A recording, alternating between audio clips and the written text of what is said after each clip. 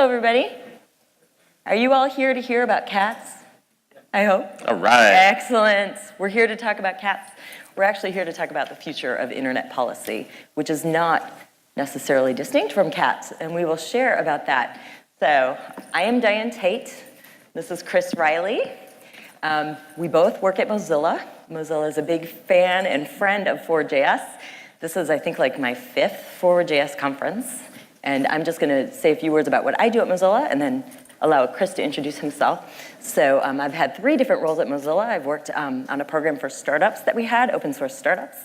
Then I did developer relations, and now I do communications. So I'm helping our staff and people at Mozilla get better, thrive, and do great. So being here is part of that.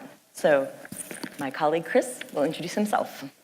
Hi, I'm Chris Riley. I'm the Director of Public Policy at Mozilla. I've been at Mozilla for almost 4 years now. I was our first full-time public policy hire. And part of how I got the job is that I frequently describe myself as both a recovering computer scientist and a recovering lawyer. I'm not actually either of those things, though I've been trained for both.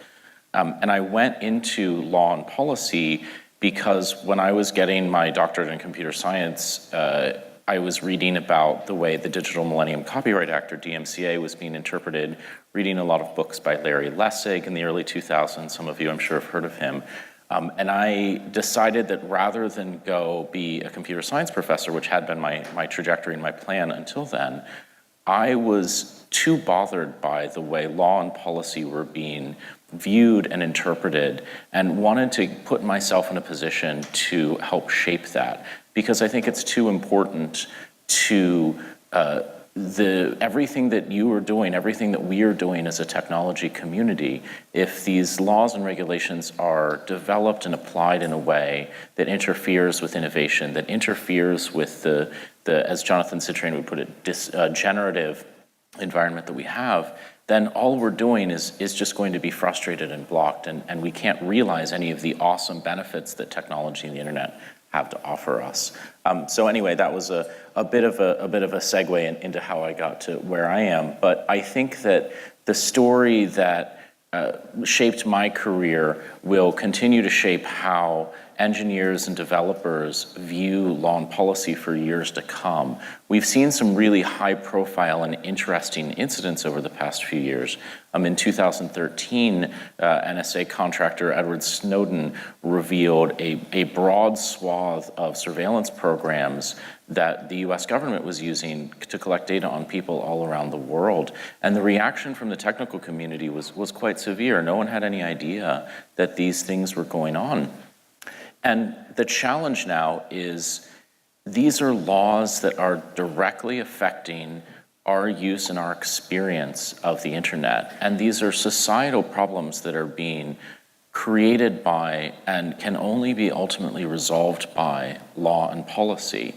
And so my sort of perpetual pitch to everyone who I talk to, who is where you are, who is in the technical world, is please engage.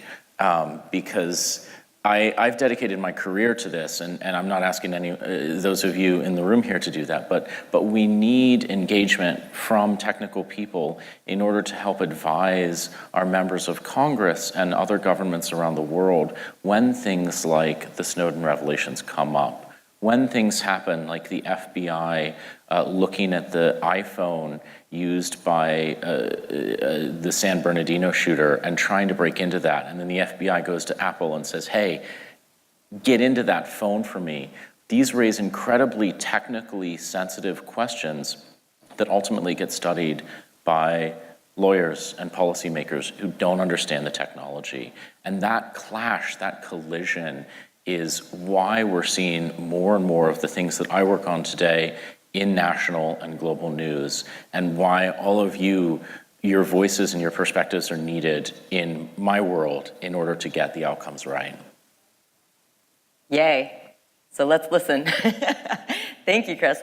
So let's start with just the framework. So yes, you came to hear about cats, but let's talk about how it relates to internet policy. So you touched on a few things in your intro, but I'd love for you to elaborate on what is the C, what's the A, what's the T, what's the S. Thank you, and thank you for all of you for being here, and thank you, Diane, for working with me. I've been thinking about this for a few months, and I'm really excited to talk about it a bit more.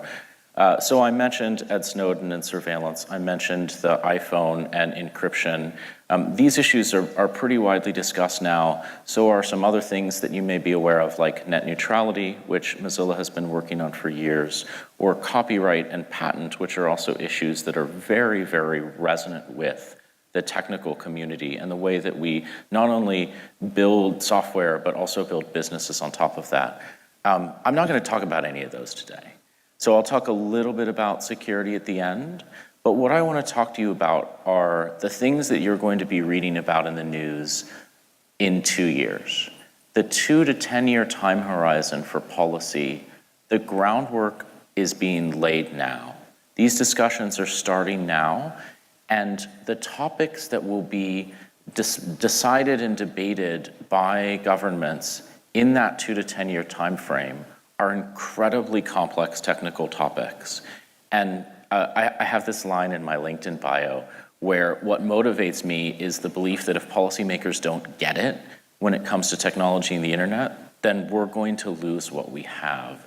And I think with the CATS topics, as I like to call them, it's particularly present, where we need them to get it, and we need them to start getting it now so that they can start these conversations in the right place. So the CATS. Competition, algorithms, so there's a couple other A things you could use there, which I'll get to. Tracking and security. Yes, you could use other words in those, but I think calling it CATS makes it easy to remember and gives me an excuse to write a blog post that has a lot of cat images in it. So let me pick those apart one at a time, because those words probably trigger a lot of thoughts and concerns in each of your heads. Competition is the first one. 20 years ago, when we looked at technology and the way businesses were built around it, we had this fundamental assumption that the big businesses of today, the Hewlett-Packards, the Intels, the IBMs, were not going to be the big businesses of tomorrow, because somebody new with a new idea would come along and displace them. And this sort of continuous turnover of the internet was just something that we took for granted. We can't take it for granted any longer. Most observers, I would argue, in the tech industry believe that today's big 5 businesses, Facebook, Apple, Amazon, Microsoft, and Google, also known as Alphabet, will continue to be the 5 big businesses in 5 years, in 10 years. And this, I think, is largely to their credit, because they hire some of the best and brightest people out there. They build good products that users want. But if we live in a world where we don't have that kind of turnover, that kind of freedom for a new disruptive entrant, we don't have the internet anymore. And I think some of the tenets that we assume when we build software, that the internet will stay interoperable, that it will stay open, that you will continue to be able to draw users and compete and really pursue the entrepreneurial dream of not just writing code, but building your business and your vision out of it. I'm really worried about that. And I don't think that government officials know how to preserve and protect that future going forward, but they're starting to work on it. We saw in Europe a $2.5 billion fine levied against Google for how it handles this Google shopping service. So the time is right to start talking to government officials and policymakers, and to start talking as a broader community around how important it is that the internet stay open and interoperable, and that we not let everything fall into these buckets. Okay, I talked a lot about competition. Sorry, I'll be briefer with the others, but I do want to talk a little bit about them while I have the virtual mic here. Algorithms. So this also sometimes is described under the term artificial intelligence, automated decision-making, machine learning. The umbrella here is more and more of these training data-fed learning systems are being embedded into the real world, whether it's to curate your social media, whether it's to decide whether you qualify for a mortgage or a loan or not. And a lot of policymakers are growing worried about this because they can't tell what's going on. Now, the problem that I see, if you remember, again, go back about 20 years, policymakers used the word computer as a synonym for magic. They had so little idea what was going on with computers. They assumed computers would do everything, and they ascribed all sorts of ills to computers. They get it a little bit more now, but they still don't understand what an algorithm is. So you will hear them use the word algorithm, and if you read the way it's used, you could substitute magic in, and the sentence would work in exactly the same way. And this is a big problem, because they're looking at, some of them have talked about regulating algorithms, which I hope the rest of you think that sounds as crazy as it does to me, because how do you regulate algorithms? I have a bias in this. As I said, I was a computer science doctoral student. I taught Introduction to Algorithms twice. So this is particularly resonant to me. Like, this is such a broad, fundamental concept. But at the same time, if we're engineering racial discrimination or other serious societal problems in, probably more about the training data that we're using rather than the algorithm itself. But I think there are real problems here, and it's important for us to help policymakers understand what's going on, and so some of the ways that they intervene don't mess everything up. Tracking. Tracking as a technical concept is used for so many different things on the web, right? Lots of security features, updates, making sure that things are working properly. Tracking is also used to build behavioral profiles to make advertising more effective, and it's a major business model for the web. Billions upon billions of dollars are made by tracking people and by customizing advertising to them. And frankly, a lot of people are fine with that. But some people aren't, and it's certainly important to Mozilla and the way that we engage with the policy world to push for a future where people have the option to opt out of that.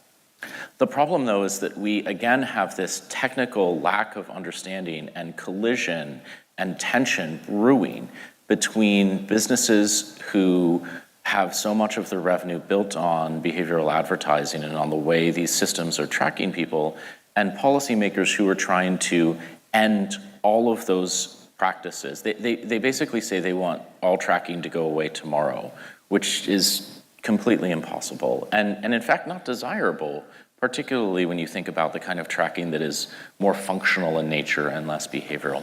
So again, I see this collision course happening in policy where if we don't have technical understanding providing the basis for these conversations, we're not going to get to the right outcomes. So finally, the S in CATS is security. It's not like the S in Internet of Things, but it still stands for security. Sorry, that's a joke that I really like. So security is not a new topic. There is already a session on policy in this room before this, I think, where security and privacy and trust issues were discussed.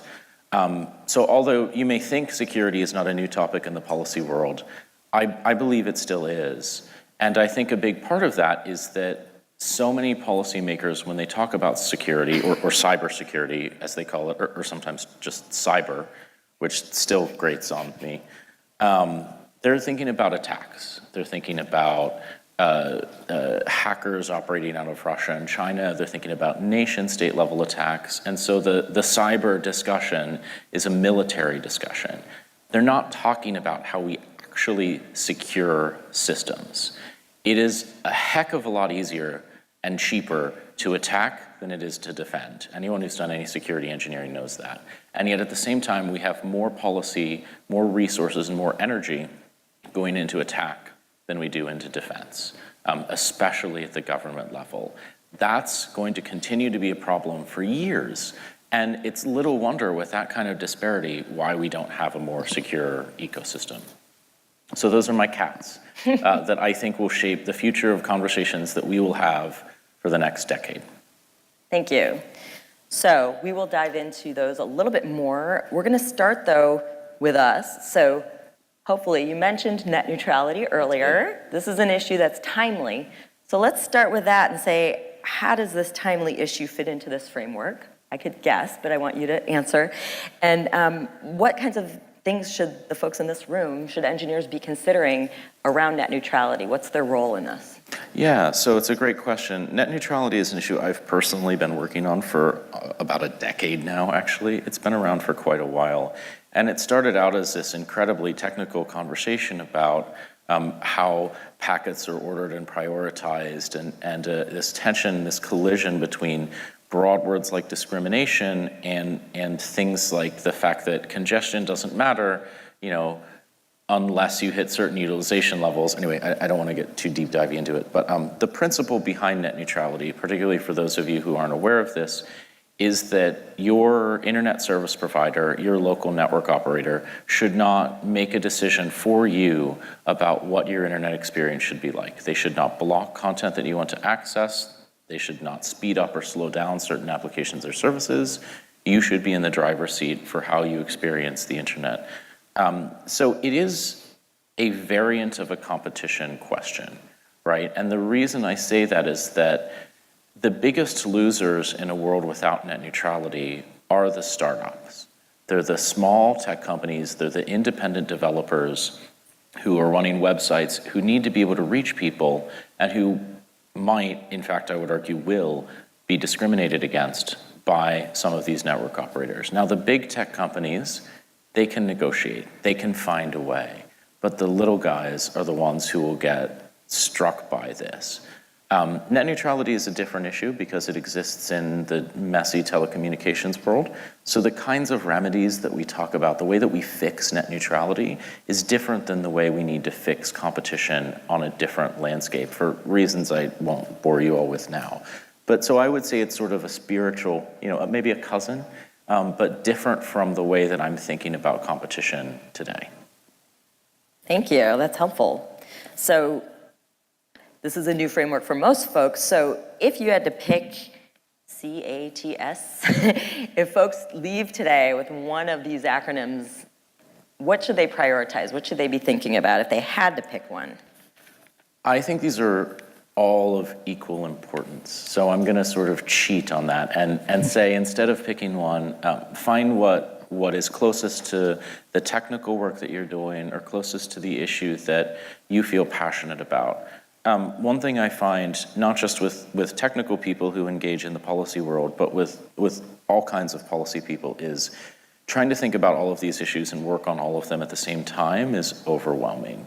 Find your passion and pursue that, and take the issue that speaks to your heart and pour your time and your energy into reading about that. Follow what Mozilla is doing on that topic, follow what the Electronic Frontier Foundation is doing on that topic, and look for ways to engage and to help inform even your friends and families and the people who you talk to about what's really going on each of these issues from a technical perspective, and know that that will contribute massively to this whole. Okay, so what we're going to do with the rest of our time is delve in a little bit into each one so you can figure out which one you're most passionate about. If you don't know yet, you might know. So we'll dig in a little bit more, and then we will leave time for you to ask questions about your passion. So let's start with C, competition. So when you talked about competition, you talked about an entrenched five.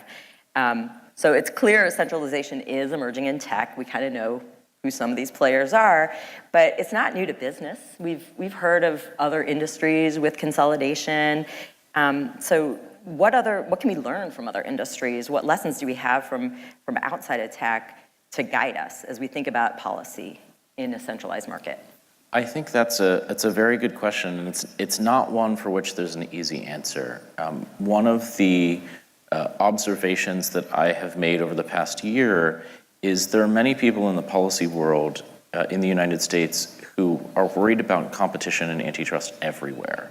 So I actually think that what we're seeing now is a very specific example of a larger trend that we've been on in this country for decades towards more and more concentration of business interests. But it's different in tech, and it's different in tech in part because of things like network effects and economic concepts like non-rivalrous goods, which is a fancy way of saying if you're using a piece of software, I can use it at the same time, and it doesn't matter. So we can see some of the analysis of what happens when you have big businesses translating into this world, and some of the learnings from that, but not all of it translates, and it doesn't translate perfectly. And would you say, just a quick follow-on, so the network effects make tech different because of the scale that can happen, the scale of centralization, or what makes that different? That makes it stickier. So an example of that is, I don't want to get too far into antitrust, both because it's boring and because it's not my forte. But there's a concept called tying there, which is very applicable to the way that I and others are thinking about competition and technology. And the idea of tying is basically you have two products that exist in two different markets, and you sort of bundle them together, and you do it in a way that forces the consumer to use both and not one or the other. And so the thing about network effects is, if you are on a social media platform and everybody you know is on that social media platform, you kind of feel stuck. And so if that social media platform is making you at the same time use something else, or creating a lot of incentives for you to use something else in order to take advantage of the fact that you have all of these connections on the social media platform, that's what makes this pairing so much more significant than it would be in the offline world, where, for example, let's say that this table and chair, you have to buy them together. Fine, okay, well, I mean, maybe I'm going to do that, but then throw the chairs away and buy some other chairs. It's different when you're talking about network effects. And apologies for the horrible metaphor. I was just looking at the table and chairs. No, that's helpful. So you mentioned Europe, you mentioned the fine. So Europe has been a leader, right? The fine is just one example. But can you share a little bit more about what the US is doing? What's happening right here, and also the rest of the world besides Europe? Yeah, in the US, things are a little slower, and some of that's because the people who would make these kinds of changes are elected officials that haven't been put in place yet, right? So we now have a new head of antitrust at the Department of Justice, but he's barely been on the job at all, and so there hasn't been time to really think about what kinds of changes we would do in this country, and we don't have a new chair of the Federal Trade Commission yet. There was some momentum building up to last year, greater awareness, greater concern about growing concentration across the board, but especially in the technology industry. But I think it's just a little too soon to know what's going on here or what we can expect over the next few years. Around the world, what you see are many of the same dynamics. The big companies in the US, many of them are big in Latin America as well, big in Asia, various parts. China is an outlier. There are different big companies in China like Baidu and Alibaba and some others, but I think you can see some of the same sort of network effects inspired, vertical silo of technology inspired dynamics occurring all around the world. Right, so there's opportunities everywhere. So let's transition. We've done the C, next is the A, algorithms. So we are definitely shifting to a more human element. So specifically, we hear a lot about bias in the tech industry, things like inclusive design to help address things like bias. But is that a policy issue? So how do algorithms tie into this? And is it policy or is it something bigger? Is it just a human nature thing? Or are there tangible, proactive things that engineers can do to redirect it, whether it's through policy or other engineering? I think it's all of the above. There's definitely a human component to this. But when it starts to get approached by policymakers as a policy issue, when they start to talk about laws and regulations that would influence it, then it very much moves into that world a little bit. And we start talking about that aspect of this and how law and policy might want to engage with this. It is, I think, incumbent on all of us, when we're thinking about these systems, to be conscious of the fact that there is a human element in them.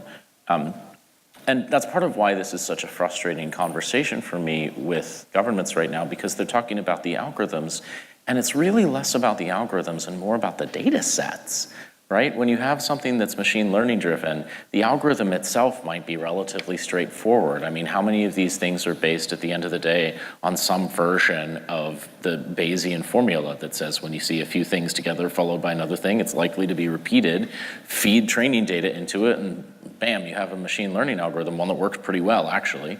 But that training set is what really matters. And so if we feed in a training set that, for example, is only looking at people of one race, the output is going to be biased in a way that reflects that data, right? Very standard concept in engineering. It's called garbage in, garbage out, right? That's something that we can all be very conscious of and thinking about not only in engineering work, but also in how we think about this issue and how we help explain to policymakers, look at the data as much as at the program. Great. So it sounds like data and engineering is critical to this. All of these things, yes. Which is great. Absolutely. But there is policy. So how much is it about, like, where's the government at in its understanding? I mean, I think you hinted a little, but, yeah. Where's it at? Do we have reason to hope that they're going to get better at understanding this stuff? I always find reason to hope. I prefer to be an optimist, but it is a little challenging. I think that we're still a ways away from seeing anything too alarming. Like I don't see. I mentioned briefly at the beginning the idea of an algorithm regulation legal package. I don't think that's on the horizon. So I think we have a little bit of time. But yeah, we still live in a world where, as I said, algorithm is code for magic, and in general, all people, including government officials, are afraid of what they don't understand, right? And so when they see these things, and we've all been colored by science fiction, right? By watching the Terminator movies and Skynet and all of that, and that factors in whether we like it or not, whether it's silly or not. Like, you can guarantee they're thinking about that. And my personal favorite, by the way, is Ready Player One. No, I'm sorry. That's a different book. Computer One by Warwick Collins is a lesser known book in this sort of AI takes over the world genre. It's a little bit darker than most. But if you haven't read that and you want to, just be scared a little bit. But I'm not recommending that to government officials because I don't want them to get the wrong idea. But for you all, it's a good book. So you can do that at home. Don't work in government. All right. So tracking, we're on the T. So you mentioned in the overview framework about the economic incentives currently on the web for tracking. It kind of powers a lot of the economy on the web. Yes. So how do you see us changing that? What are the levers that we can use to change the current strong power of tracking? I think it's an interesting exercise, and it's why we're working as much as we are on policy in Brussels right now, in the European Union. Because what we see there are a lot of government officials who share the same values as Mozilla and as many individuals and companies in this space. We believe in privacy. It's part of our mission, and we build our products as a tech company in order to give users options. So some of the things that we've seen from Europe, whether via the General Data Protection Regulation or GDPR, which was adopted into force recently, or the forthcoming electronic privacy regulation or e-privacy regulation, we see in these opportunities to advance this narrative, to say you as users need to have options. You need to have options that are more protective of your privacy than what you have today, and we have to figure out how to do that. And Europe is at an interesting position because the law they have now, which is the e-privacy directive, don't try to keep all these things straight, it's not worth the brain cycles. It's also sometimes known as the cookie law. So if any of you have used, I'm seeing some nods around the room, I've seen some people who've been to Europe and gotten those little banners at the top of the screen that just says, hey, this site uses cookies. If you want to use the site, click here to say, yes, I'm okay with cookies. That is a bad policy solution. It makes no one happy. It does not really help with your privacy. It's extra code that you need to put into a website. It creates distrust between the users and the developers. Everyone knows that we need to move on from that. And this e-privacy regulation that we've been working on, we see as an opportunity to do that, to move forward and to try to encourage more privacy protecting options, to create some alternatives that aren't quite so dependent on tracking. I don't know where that regulation will land. It's in a complicated political place. But again, I have hope. And I think that can really start to open the door to having a real conversation. As I've said, and I'm sorry if I'm a broken record here, but again, they're not going to get it right unless they understand the technical stakes, unless they understand that tracking is not just about this kind of privacy invasive to some behavioral analytics and profiling. It's also a technical concept that serves a fundamental value that, for those reasons, needs to be respected. Sounds like there's a lot of opportunity for education in the government realm. Enormous amount. So that takes us to the last acronym, S, the last letter of the acronym, and then if you have questions, maybe get ready. So security, you just talked about how the government maybe doesn't always take the most effective approaches to things. Similarly with security, I think you alluded to the fact that government is kind of taking a little bit of a simplistic approach to this, maybe even reactive. So can you share a little bit more about the role of the folks, again, in this room? How can developers as well as policymakers be more proactive instead of reactive to security issues? I think that's a great question. And the technical community, I actually think, is doing a really good job. Like, we have collectively realized over the past few years how important this is. And so we're seeing more and more professionalism built into software engineering and into businesses around this to get audits when the time is right, to recognize the common kinds of practices that lead to vulnerabilities and to weed out some of them, while also recognizing that there's no such thing as perfectly secure technology. So on the developer side, I think being conscious of the fact that just as we got frustrated, or at least I did when I first started learning to program, I got frustrated by the overhead needed to put comments in my code. I don't know if anybody else felt that way in their first 2 programming classes, right?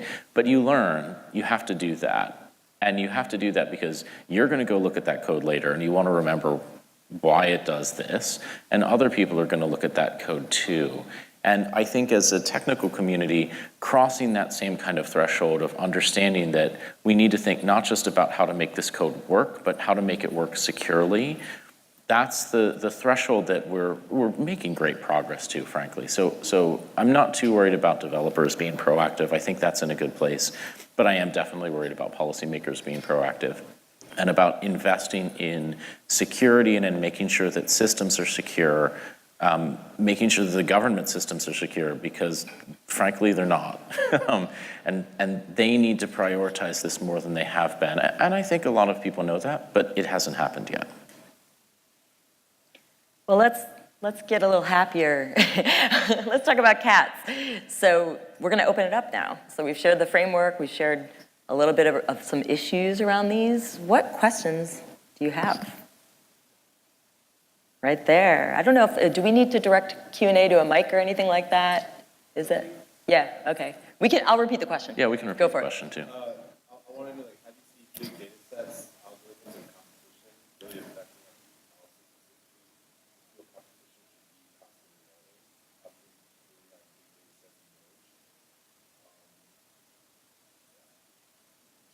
So the question is how do you see big data sets influencing competition policy? So, and it fits into the algorithms work as well. It's a really good question, and I think that the big data that's been accrued within each of these big companies is a large part of their value streams and their success and vitality as a business going forward. I don't have an easy answer to that. I think there are a lot of open data movements that are working at putting some of these sets together. I would also say open APIs are a potential safety valve too, because rather than sort of making those data sets be opened up, which is incredibly difficult to do politically and practically, if we have greater standardization and greater exposure of APIs so that it can be used for certain limited purposes, I think there's a nice balance that we could get to there. I don't know, but that's where my thoughts are going at the moment. And if you have thoughts on that, I'd love to connect afterwards.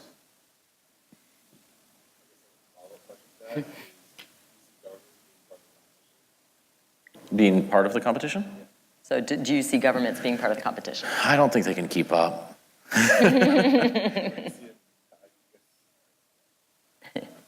They might try. I don't think they can keep up. I could be wrong. Other questions? Back there.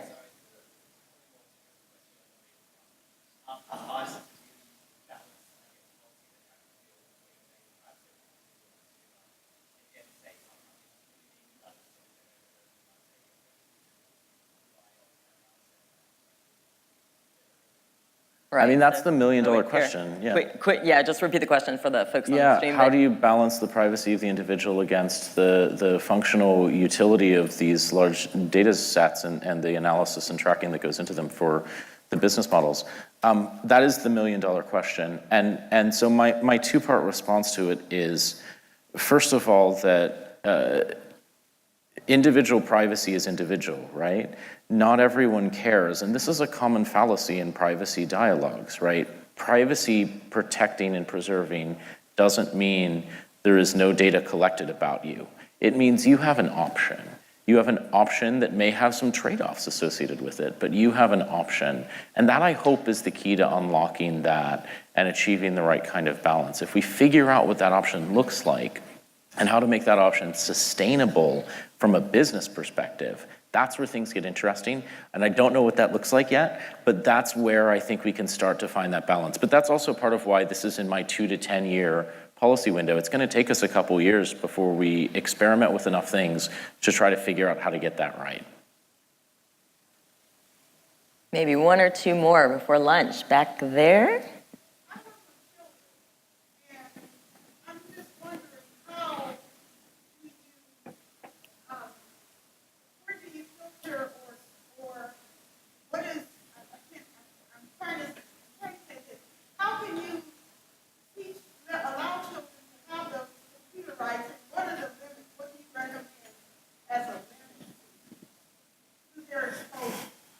Okay, so it sounds like it's a question tied to tracking around children and setting limits on children. Yeah, so how do you handle this sort of balance of the special sensitivities and interests associated with children and their use of technology? And I would say, how do you balance that with the general presumption that most or all of us share that technology should be generally open? It's a tricky conversation, and it's the reason that there are specific dialogues around how to do that embedded in law, like COPA, for example, right? It is a hard thing. There's no universal answer to it. I generally am inclined towards empowering that decision to be made at closer to the ground levels. Like, the more that those decisions are made categorically by federal governments, the more anxious I get that may not be right in all communities and in all environments. For example, a school environment is different from a library environment, is different from a home environment, right? And I think that those need to be considered differently depending on some of these questions. But that's a little bit more of a personal opinion because it's not something that Mozilla does, but I didn't want to not answer your question, so at least give you some thoughts for it. Okay, probably one more question.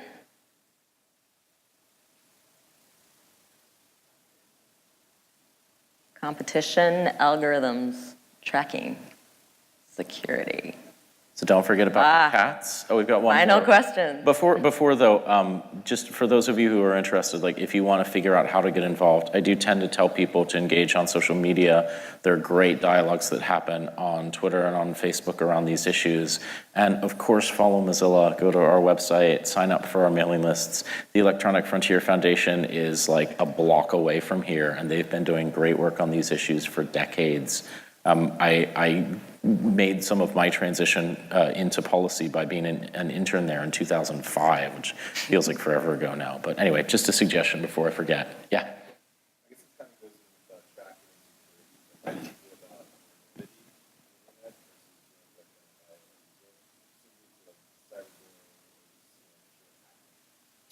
Yeah, and so the question is about anonymity on the internet, and thank you, Diane, sorry.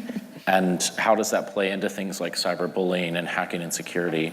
I mean, it's another really tricky space for which there isn't an easy answer. And some of this is also my job before Mozilla. I worked at the US Department of State on the Internet Freedom Team, and so I helped fund Tor is one of the ones that the State Department funded during my time there that I can talk about, and other tools where question of anonymity is not just about hacking and cyberbullying, it's also about people who are fighting to protect their fundamental human rights in countries where their governments are trying to stop them from doing that.